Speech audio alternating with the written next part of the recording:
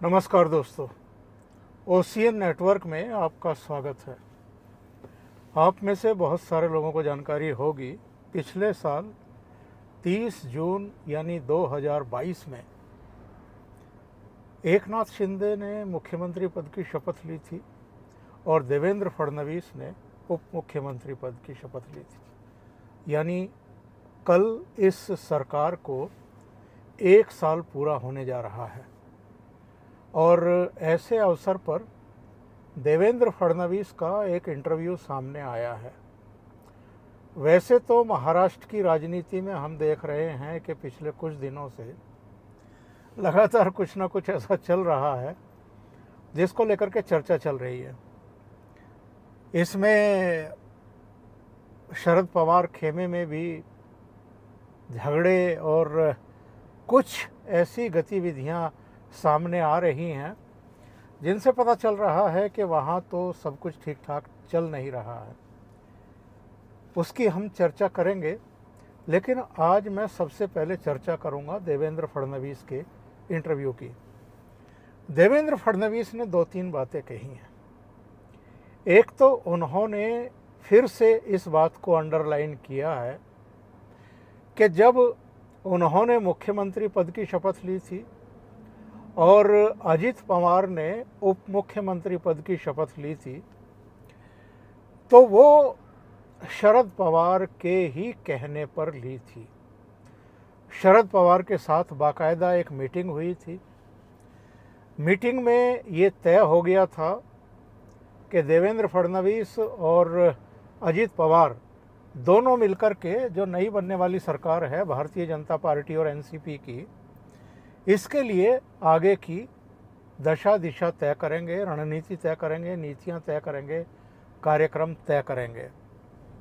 यानी देवेंद्र फडणवीस का कहना है कि उन्होंने और अजित पवार ने जो सरकार बनाई थी वो एक्चुअल में शरद पवार के कहने और उनके सहमत होने पर ही बनाई थी।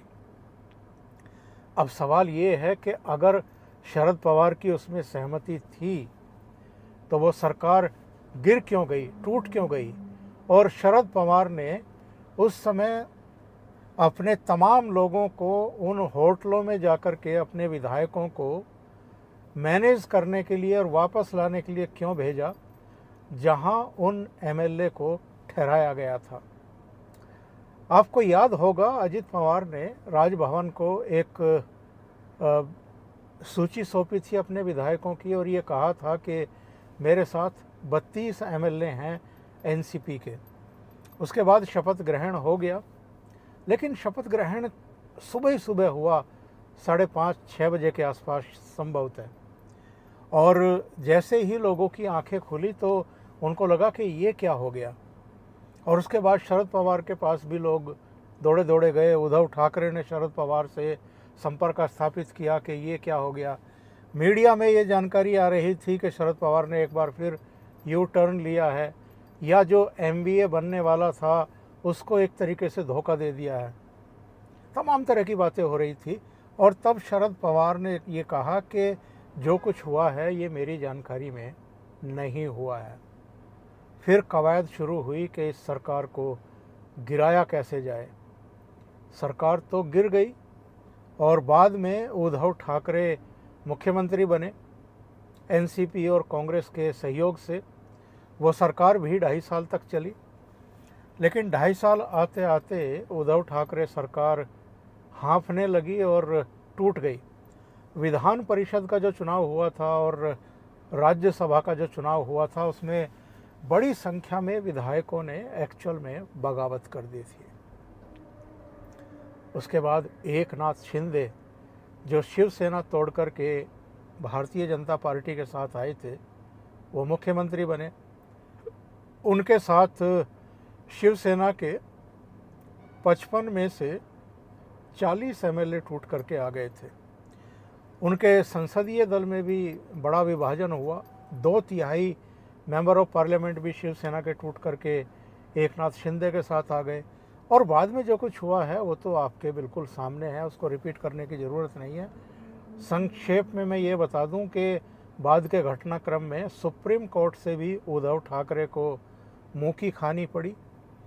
कुछ टिप्पणियां जरूर राज्यपाल की भूमिका पर और स्पीकर की भूमिका पर सुप्रीम कोर्ट से हुई, लेकिन एकनाथ शिंदे की जो लेजिटिमेसी थी उसको अंडरलाइन किया सुप्रीम कोर्ट ने भी। और उसके बाद के जो घटनाक्रम हैं, जैसे शिवसेना एकनाथ शिंदे को मिल गई, शिवसेना का सिंबल भी एकनाथ शिंदे को मिल गया, वो बाद के घटनाक्रम हैं जो एक के बाद एक उद्धव ठाकरे और उनके कैंप को बड़े झटके लगे। अब हालत ये है कि एनसीपी सेकंड नंबर की पार्टी है जो कहीं ना कहीं अब भारतीय जनता पार्टी के निशाने पर आ गई है। पहले नंबर की पार्टी तो जाहिर है उद्धव ठाकरे की ही थी, और उद्धव ठाकरे को लेकर के देवेंद्र फडणवीस की जो नाराज़गी है वो पहली बार सामने नहीं आई है। उन्होंने पहले भी अपने इंटरव्यूज़ में ये कहा था, और जब शिवसेना टूटी थी और ये सरकार एकनाथ शिंदे और देवेंद्र फडणवीस के नेतृत्व में बनी थी, तब भी उन्होंने कहा था कि अक्टूबर-नवंबर 2019 को उद्धव ठाकरे ने हमारी पीठ में छुरा भोंका था, क्योंकि महाराष्ट्र की जनता ने भारतीय जनता पार्टी और शिवसेना को फिर से जनादेश दिया था सरकार बनाने के लिए, और जाहिर है देवेंद्र फडणवीस के नेतृत्व में ही सरकार बनाने के लिए वो जनादेश आया था। लेकिन वो भारतीय जनता पार्टी को धोखा दे करके चले गए थे कांग्रेस और एनसीपी के साथ, और मुख्यमंत्री बन बैठे थे। तो देवेंद्र फडणवीस का साफ कहना था कि जिन्होंने हमें धोखा दिया है, हमें उन्हें सबक सिखाना ही था। तो एक तो इस इंटरव्यू में भी उन्होंने उन स्थितियों परिस्थितियों का खुलासा किया है, और एकनाथ शिंदे के नेतृत्व में जो सरकार बनी थी पिछले साल 30 जून को, जिसे आज 1 साल पूरा हो रहा है, उसके गठन के पीछे की जो सोच थी वो भी उन्होंने बयान की है, और ये भी कि उद्धव ठाकरे को सबक सिखाना हमारा मकसद था। दूसरे उन्होंने कहा कि जितना बड़ा धोखा हमें उद्धव ठाकरे ने दिया, उतना ही घातक हमला हमारी पीठ पर शरद पवार ने भी किया था, क्योंकि उस समय अगर उद्धव ठाकरे के नेतृत्व वाली सरकार बनी थी तो वो शरद पवार के समन्वय की वजह से बनी थी। शरद पवार ने ही शिवसेना और कांग्रेस नेतृत्व के बीच में पुल का काम किया था, समन्वय और संवाद का काम किया था, मेल मिलाप करने का काम किया था।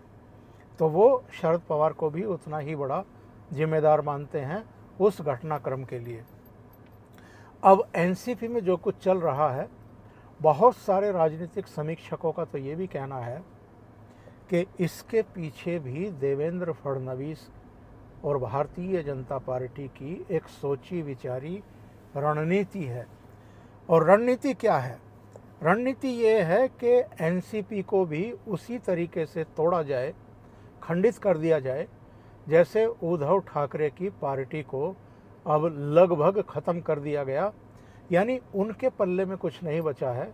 उसी तरीके से भारतीय जनता पार्टी और देवेंद्र फडणवीस की ये नीति थी कि शरद पवार को भी अलग थलग किया जाए, और उनकी पार्टी को जिस तरीके से एकनाथ शिंदे यहाँ इनके साथ आए हैं, उसी तरीके से उनकी पार्टी के अधिकांश लोगों को लेकर के अजित पवार इनके साथ आ जाएं।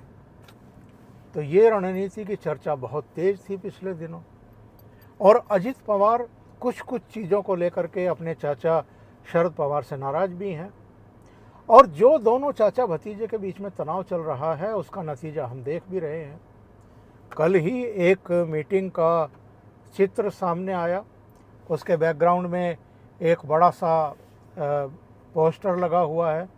उस पोस्टर में शरद पवार का भी फ़ोटो है, सुप्रिया सुले का भी है, प्रफुल्ल पटेल का भी है, लेकिन अजित पवार का नहीं है। अजित पवार को उस बैठक में बुलाया भी नहीं गया था। और जो घटनाक्रम इससे पहले हुआ वो ये था कि शरद पवार ने अचानक 2 कार्यकारी अध्यक्ष नियुक्त कर दिए। एक सुप्रिया सुले यानी उनकी बेटी और दूसरे प्रफुल्ल पटेल। प्रफुल्ल पटेल को संभवतः इसलिए कि पार्टी के भीतर कोई असंतोष ना हो जाए, असंतुष्टि का भाव ना हो, बगावत ना हो कि उन्होंने अपनी बेटी को ही प्रमोट किया, इसलिए एक और चेहरे को कार्यकारी अध्यक्ष बना दिया गया। लेकिन अजित पवार को कुछ नहीं दिया गया और इस कदम को ये माना गया कि अजित पवार को उनकी हैसियत बताने के लिए ही या भारतीय जनता पार्टी के जरिए अजित पवार जो कुछ कर रहे हैं उसको ख़त्म करने के लिए ही उन्होंने ये बोल्ड स्टेप उठाया है। आपको याद होगा जब इनकी आत्मकथा का संशोधित संस्करण लोकार्पित किया गया था और अंत में शरद पवार ने कहा था कि अब मैं अध्यक्ष पद छोड़ना चाहता हूं, तब पूरी पार्टी जो है वो शरद पवार के साथ खड़ी हो गई थी। और शरद पवार ने ऐसा क्यों किया था? क्योंकि अजित पवार और बहुत सारे एमएलए ये चाहते थे कि 2024 का चुनाव भारतीय जनता पार्टी के साथ मिलकर के लड़ा जाए, ना कि एनसीपी और उद्धव ठाकरे की बची खुची शिवसेना के साथ। शरद पवार इसके लिए तैयार नहीं थे। तो जो कुछ इस समय एनसीपी में चल रहा है और जो उद्धव ठाकरे के नेतृत्व वाली शिवसेना में हो चुका है, इसके पीछे कहीं ना कहीं देवेंद्र फडणवीस और भारतीय जनता पार्टी का नेतृत्व है, जो एक्चुअल में उद्धव ठाकरे और शरद पवार में राजनीतिक तौर पर घुस भरने की कोशिश में हैं।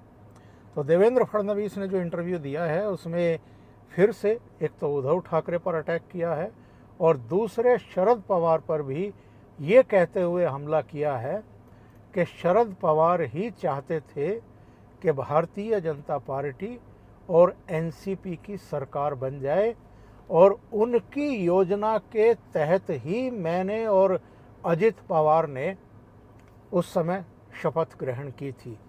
अब देखते हैं शरद पवार की तरफ से किस तरह की टिप्पणी आती है, क्योंकि पिछले कुछ दिनों से हम देख रहे हैं कि शरद पवार और देवेंद्र फडणवीस में भी जमकर के बयानबाजी हो रही है।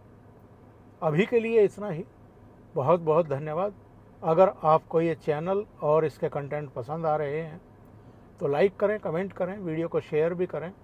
अभी तक अगर आपने ये चैनल सब्सक्राइब नहीं किया है तो सब्सक्राइब कर लें और साथ में लगे बेल आइकॉन को दबाना ना भूलें, ताकि आगे आने वाले वीडियो और उनके नोटिफिकेशन आप तक पहुंचते रहें। बहुत बहुत धन्यवाद। नमस्कार।